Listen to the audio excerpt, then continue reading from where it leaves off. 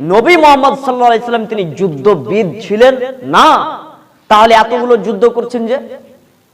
আল্লাহ নবী তো অনেকগুলো যুদ্ধ করেছিলেন, সাহাবীরা তো যুদ্ধ করেছিলেন, তা আপনি বলছেন যে নবী মুহাম্মদ সাল্লাল্লাহু আলাইহি সাল্লাম তিনি যুদ্ধবিদ ছিলেন না? এটা কি করে হতে পারে?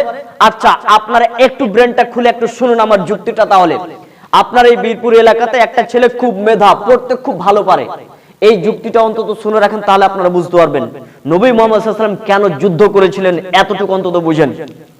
খুব এলাকার ভিতরে একটা ছেলে মেধা রয়েছে, উনি বিএড টিএড সব পাস করে এখন ও বলছে যে আমি মিলিটারি হতে চাচ্ছি, আমি ফোর্স আর্মি হতে চাচ্ছি।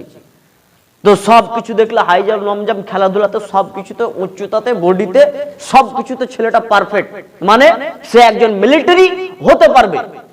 এখন মিলিটারির জন্য সে ইন্টারভিউ দিতে গেল, ইন্টারভিউতে পাস হয়ে গেছে। এখন পাস হয়ে যাওয়ার পরে একটা সিগনেচার করতে হবে। সিগনেচার মানে কিসের? সিগনেচারে এটাই বলা হয়েছে, এই একটা সিগনেচার আছে, এখানে বলা হয়েছে তুমি আমার এই মিলিটারিতে আসার জন্য তুমি তোমার জীবন দিতে রাজি আছো কি, তবে তুমি চাকরি পাবা। এই সিগনেচার করতে হবে, মানে যেই মিলিটারির চাকরি নেবে না কেন তাকে এই সিগনেচার করতে হবে যে আমি আমার দেশের জন্য, দেশকে রক্ষার জন্য আমি আমার জীবন দিতে রাজি রয়েছি, একটা সিগনেচার করা হবে। এই সিগনেচারটা যখন হয়ে গেল তখন এবার আপনাকে বলছি তারপরে ওর একটা বেতন নির্ধারণ হবে। বেতন কত হবে? বলে 90 থেকে 1 লাখ টাকার মতো একটা বেতন হবে। তারপরে পোশাকটা কে দেবে? নিজে থেকে কিনবে না সরকার দেবে? সরকার এখন পোশাক দেবে। তাকে একটা রাইফেল পিস্তল তাকে দেওয়া হবে, তাকে যে বন্দুক দেওয়া হবে এটা কে দেবে? নিজের পয়সায় নয়, সে নিজেই সেটা কিনবে না, সরকার থেকে তাকে দেওয়া হবে। এবার সে ওখান থেকে তার এখন ডিউটি যদি মোটামুটি আপনার 2000 কিলোমিটার দূরে যদি পড়ে, কেরালাতে পড়ে, এখানে রয়েছে, এখানকার ছেলে চাকরি পেয়েছে, ওর এখন কাশ্মীরে মনে করুন তার এখন চাকরি পেয়েছে, তাহলে ওখানে যাবে। তার যদি ফ্যামিলি থাকে তাহলে ফ্যামিলি থাকার মতো একটা ঘর ব্যবস্থা করে দিতে হবে।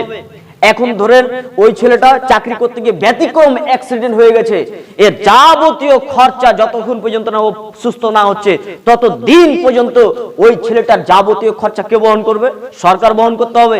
কেন এতগুলো ফ্যাসিলিটি কেন দেওয়া হচ্ছে? ও যে সিগনেচার করেছে, বলেছে আমি দেশের জন্য জীবন দিতে আমি রাজি রয়েছি, তার জন্য সব এখন তাকে দেওয়া হচ্ছে, সুব্যবস্থা দেওয়া হচ্ছে। এই ছেলেটা যেদিন তার 40-50 বছর বয়স হয়ে যাবে, চাকরি থেকে রিজাইন হবে, সেদিন তাকে আবার একটা বেতন দেবে, আবার তাকে বলা হবে তুমি কি ব্যবসা করতে চাচ্ছ। কেন? একটা ভালো যোগ্য ব্যক্তিকে এমনি ছাড়া যাবে না। তুমি যদি বলো আমি তেল পাম্পের আমি কাজ করতে চাই, করো। তুমি যদি বলো যে আমি অমুক জায়গাতে একটা সরকারি ডিপার্টমেন্টে থাকতে চাচ্ছি, থাকো।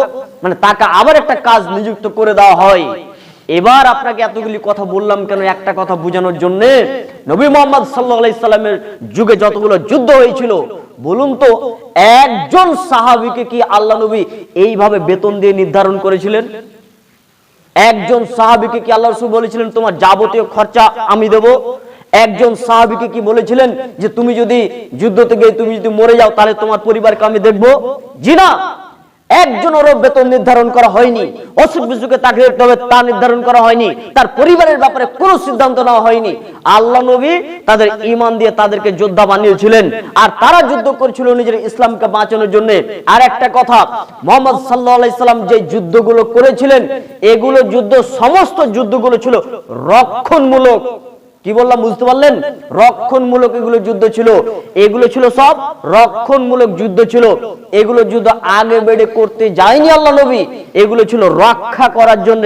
যেমন আপনাকে বলে দিচ্ছি, বদরের যুদ্ধ হবে, কুরাইশরা মদিনাতে প্রবেশ করবে, আল্লাহ নবী বলছেন চলো আগে আমরা আগে যাই। তাবুকের যুদ্ধ হবে, চলো ওরা মদিনাতে ঢুকে যাবে, মদিনাতে যদি ঢুকে যায় তাহলে আমাদের ছেলে মেয়েদেরকে এদেরকেও মেরে ফেলবে, ঘর বাড়িকে ভাঙচুর করবে, চলো আমরা একটু আগে চলে যাই। মানে আল্লাহ নবী গেছেন আগে আগে, কেন? যে ওরা আমাদের এখানে ঢুকে প্রবেশ করে গ্রামের ছেলে মেয়েদেরকে মেরে ফেলে দেবে, এর জন্য তিনি রক্ষামূলক যুদ্ধ করেছিলেন। দেখেন খন্দকের যুদ্ধ, জানছেন যে আল্লাহ রাসূল জানছেন যে ওরা যুদ্ধ করতে চলে আসছে, তার জন্য সাহাবীদেরকে নিয়ে বলছেন চতুর্দিকে তোমরা ঘেরাও করে তোমরা গর্ত খনন করো, যাতে করে মুশরিকরা কাফেররা যেন আমাদেরকে, আমাদের মদিনাতে ঢুকে যেন আমাদেরকে মেরে ফেলতে না পারে। তার মানে আল্লাহ রাসূল তিনি সমস্ত যুদ্ধগুলো করেছিলেন রক্ষণমূলক যুদ্ধ।